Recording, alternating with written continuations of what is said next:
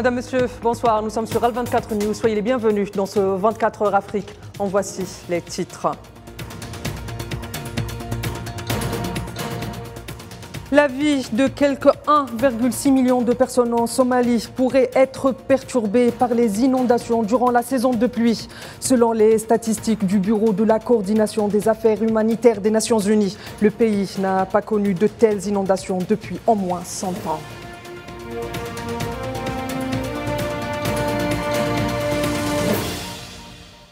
Les militaires au pouvoir depuis août dernier au Gabon ont rendu public leur chronogramme et annoncent des élections pour août 2025.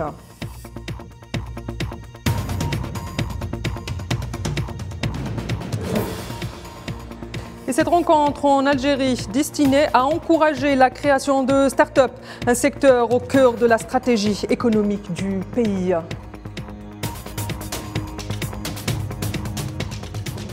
Et avant d'entamer les titres de l'actualité, on commence avec le président du Conseil de souveraineté et chef des armées du Soudan qui poursuit sa tournée diplomatique. Abdel Fattah al-Burhan s'est rendu au Kenya où il s'est entretenu avec son homologue William Ruto.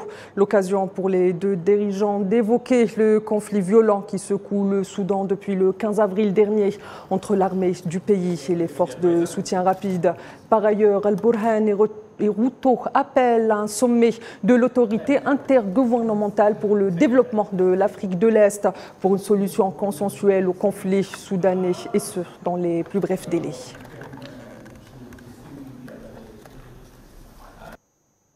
Depuis le début du conflit au Soudan, je vous le disais à l'instant, les instances entre l'armée du pays et les forces de soutien rapide, l'ONU ne cesse de tirer la sonnette d'alarme quant à la situation humanitaire dans le pays. C'est dans ce sillage que le responsable des opérations humanitaires des Nations Unies a réclamé hier lundi un accès sans entrave à l'aide humanitaire, notamment pour contenir une épidémie de choléra.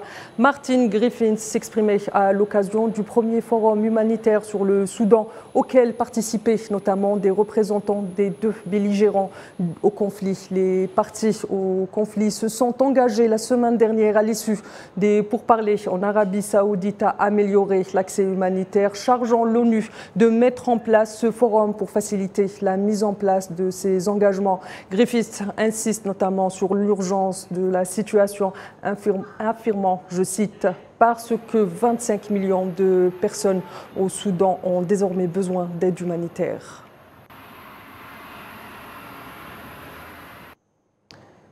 De son côté, le Conseil de sécurité de l'ONU se penche ce mardi sur un projet de résolution concernant le renouvellement jusqu'au 15 novembre 2024 du mandat de la force intérimaire de sécurité des Nations Unies pour la ville d'Abyei, une zone contestée le long de la frontière entre le Soudan et le Soudan du Sud. Selon le rapport du secrétaire général de l'ONU sur la mission datant du 16 octobre dernier, couvrant les développements de la situation durant l'année en cours, aucun progrès n'a été réalisé dans la résolution du statut final de la ville d'Abyei alors que les combats se poursuivent au Soudan. Pour rappel, en novembre dernier, le Conseil de sécurité avait prolongé le mandat de sa mission d'1 an déjà.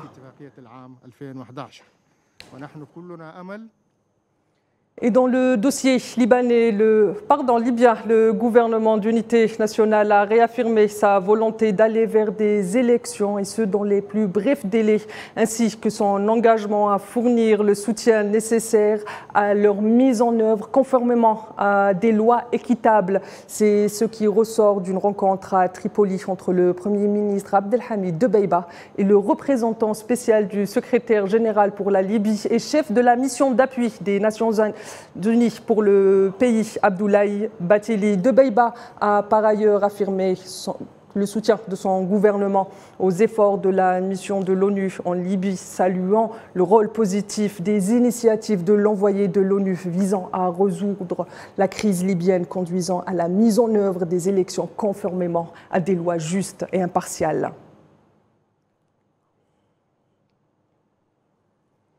En Somalie, le bilan des morts des inondations provoquées par des pluies torrentielles s'est encore alourdi. Selon les autorités du pays, au moins 31 personnes ont perdu la vie.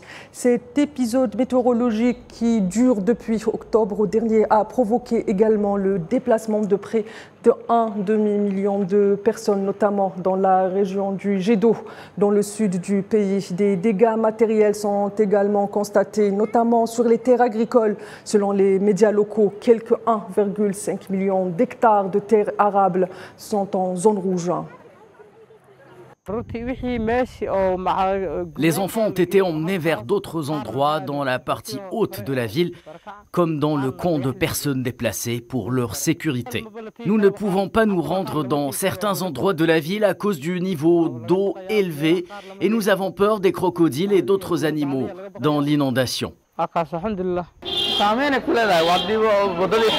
J'ai fui le village de Galbolo et toutes nos maisons et nos kiosques étaient remplis d'eau de crue.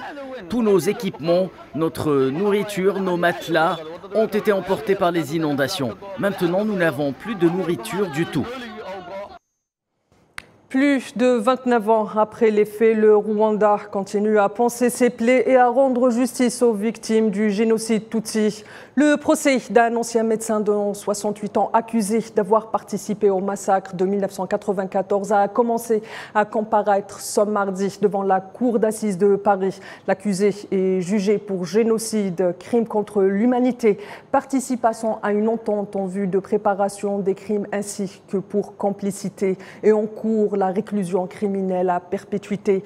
Pour rappel, entre avril et juillet 1994, le Rwanda a connu les pires 100 jours de son histoire.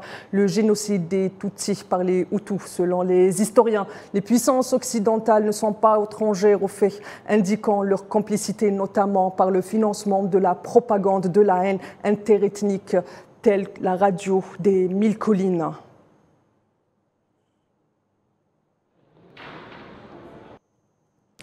Au Burkina Faso, au moins 70 personnes, majoritairement des enfants, ont été tuées dans des tueries début novembre, a annoncé le procureur Simon Nianou, ajoutant que les auteurs des atrocités demeurent pour le moment inconnus et que les bilans des victimes demeurent également provisoires.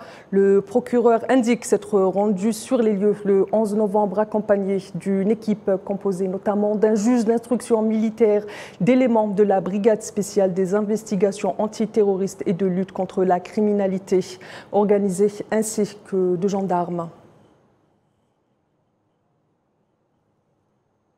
Abcès sécuritaire au Sahel, toujours au Mali. Dans un communiqué publié aujourd'hui, les forces armées maliennes ont indiqué, je cite, avoir pris position dans la ville de Kidal avant d'appeler la population à suivre les instructions des FAMA. Pour rappel, le pays est traversé par un important abcès sécuritaire depuis plus d'une dizaine d'années. Au Libéria, les électeurs se sont rendus aux urnes ce mardi pour un second tour de la présidentielle, opposant le président sortant George Weah et l'opposant Joseph Boaké. Un mano-mano qui rappelle celui de 2017 opposant les mêmes candidats. Cette présidentielle a été traversée par de vives tensions. Les institutions internationales et continentales ont appelé les électeurs ainsi que les candidats à faire preuve de retenue.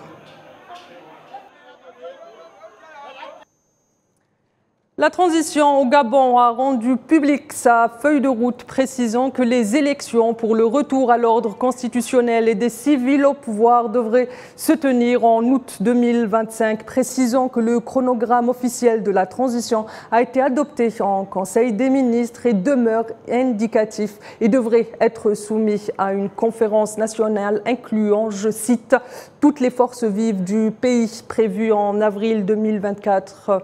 Pour rappel, dans la nuit du 30 août, alors qu'il venait d'être proclamé vainqueur de la présidentielle, Ali Bongo avait été renversé par une grande majorité des officiers généraux de l'armée rassemblés autour du général Brice Oligui Nguema, proclamé 2 jours plus tard président de la transition.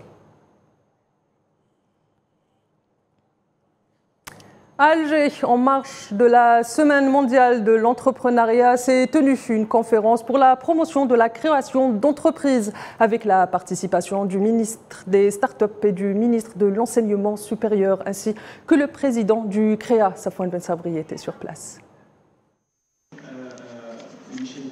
L'Algérie va vers la promotion des entreprises émergentes. À l'horizon 2024 se profile le lancement au début de l'année d'une agence nationale pour l'entrepreneuriat. L'agence dédiée à une économie diversifiée basée sur l'économie de la connaissance et permettant à des milliers de jeunes innovants de s'engager dans l'économie formelle.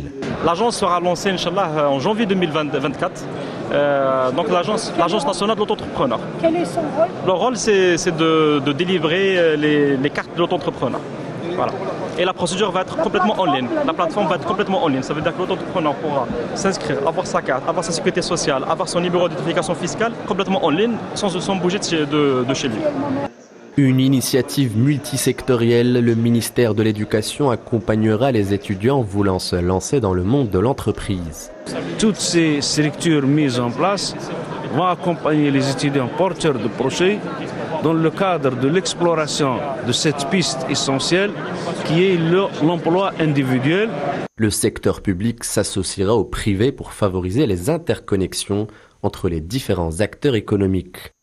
Près de 250 étudiants et porteurs de projets, on les a invités, on les a ramenés pratiquement de tout le territoire national pour les mettre en connexion avec des B2B cet après-midi, avec les chefs d'entreprise qui vont permettre de les accompagner, éventuellement les financer par rapport à des projets qu'on peut réaliser rapidement. Le gouvernement algérien aspire à créer 1 million de start-up pour en faire un des moteurs de l'économie nationale dans un avenir proche. Zoom à nouveau sur le secteur de l'énergie en Afrique du Nord avec le salon NAPEC qui a eu lieu en ce moment même à Oran, en Algérie, avec dans le rôle du guest star de l'édition 2023 l'hydrogène vert. Et dans ce domaine, l'Algérie fait partie des destinations phares au vu de son potentiel. La preuve avec ce reportage signé Khadim Batache. Dans l'ambitieux processus de transition énergétique vers le propre, l'hydrogène vert occupe une place de choix dans le mix énergétique recherché par plusieurs pays, voire même la solution idoine. Les experts mondiaux réunis en Algérie dans le cadre du salon NAPEC 2023, consacré à l'énergie et l'hydrogène pour les pays d'Afrique du Nord, s'accordent à dire que l'hydrogène constitue la pierre angulaire dans la réussite de la transition énergétique, au même titre que l'énergie solaire. Parce que c'est le plus grand champ solaire du monde. Plusieurs sociétés étrangères se battent pour se positionner sur le marché algérien à travers des projets d'hydrogène vert qui suscitent de plus en plus d'intérêt chez les partenaires de Sonatrach. Une énergie abondante, propre et qui plus est, bon marché. L'hydrogène vert se distingue de par ses caractéristiques et au vu de son potentiel en la matière, l'Algérie se distingue, elle aussi, par son attractivité vis-à-vis des firmes énergétiques internationales. Les opportunités d'investissement que recèle le marché algérien, avec à la clé des incitations fiscales et une législation encourageante, constituent des conditions attractives pour les investisseurs étrangers. L'Algérie, véritable nid d'abeilles pour le futur de l'industrie d'hydrogène vert dans le monde. Les opportunités d'investissement dans ce domaine sont renforcées par le nouveau cadre juridique de la loi 1913, au caractère incitatif évident. Le fait que l'hydrogène vert devienne le centre de gravité des énergies nouvelles à l'avenir, ceci a accéléré la dynamique des sociétés internationales pour en produire une compétition qui place l'Algérie parmi les pays qui postulent pour attirer les plus gros investissements dans les énergies propres. Grâce à son autre potentiel en matière de gaz naturel et d'énergie solaire, deux sources majeures pour la production d'hydrogène vert, l'Algérie se positionne aujourd'hui comme l'une des destinations majeures et parmi les plus rentables pour les investisseurs du monde entier. Madame, Monsieur, c'est la fin de ce 24 heures Afrique. Merci pour votre fidélité. L'info continue sur l'ensemble de nos plateformes digitales. Excellente suite des programmes sur Al24 News.